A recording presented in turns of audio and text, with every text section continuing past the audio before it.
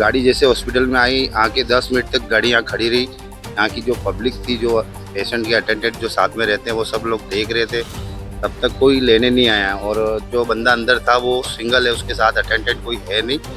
खून ज़्यादा बह रहा था तो हमने लगा कि मैं चलो कोई तो आ नहीं रहा है तो हम ही ले जाके हम रख देते हैं। और ऐसे ऐसे दिन में 3-4 बार ऐसा हो जाता है कि यहाँ एम्बुलेंस से कोई ले जाने वाला बंदा नहीं रहता इस हॉस्पिटल। यह जो आप तस्वीर को देख और सुन रहे हैं, यह तस्वीर डूंगरपुर जिले के सागवाड़ा कस्बे के सबसे बड़े सरकारी अस्पताल की है।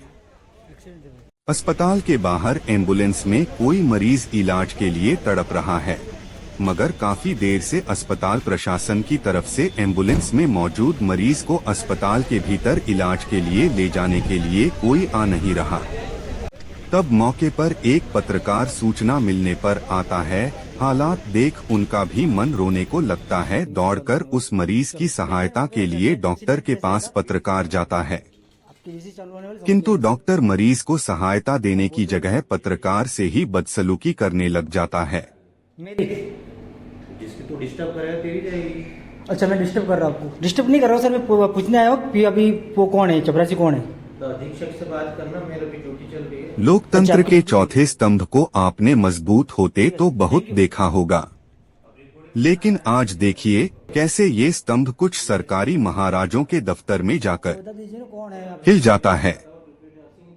अस्पताल में वार्ड बॉय गायब है, मरीज एम्बुलेंस के बाहर तड़प रहा है। यहाँ तो साहब को कोई फर्क नहीं पड़ता। सिस्टम है साहब, धीरे धीरे चलेगा। लेकिन अगर किसी पत्रकार ने गलती से ये पूछ लिया कि साहब मरीज परेशान क्यों है, तो समझो साहब के बीपी का मीटर आउट ऑफ रेंज हो गया। देखिए इस अंदाज को, मरीज बाहर एम्बुलेंस में तड़प रहा है। सवाल जरूरी है, लेकिन साहब का पूरा ध्यान उस फोन की स्क्रीन में है। सवाल पूछो तो कहते हैं किसी और से पूछ लो। जनाब, कुर्सी पर तो आप जनता की सेवा के लिए बैठे हैं, पर आपका बर्ताव ऐसा जैसे जनता का काम पूछना आपकी शान के खिलाफ है।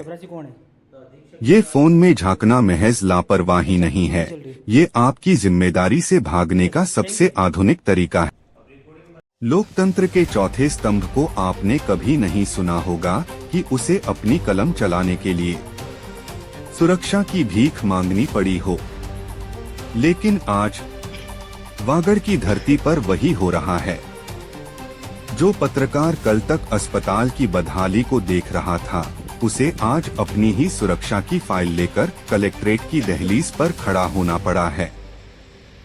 ये केवल जितेंद्र सिंह चौहान की व्यक्तिगत लड़ाई नहीं है, ये उस हर मरीज की, हर मजबूर की आवाज का चीरहरण है जो अस्पताल के गलियारों में दम तोड़ रहा है। शासन और प्रशासन के कानों में यह गूंज आज जानी चाहिए। अगर आज एक पत्रकार की कलम को धमकियों से दबाया गया, तो याद रखिए कल जनता की सुनवाई का हर रास्ता हमेशा के लिए बंद हो जाएगा। अगर आप जिम्मेदार हैं तो जवाब दीजिए, क्योंकि अब यह मामला सिर्फ एक अस्पताल का नहीं, ये आपके लोकतंत्र के परखच्चे उड़ने का है। अब सवाल किसी डॉक्टर से नहीं, अब सवाल सीधे सिस्टम से है। देखते हैं न्याय कब जागता है।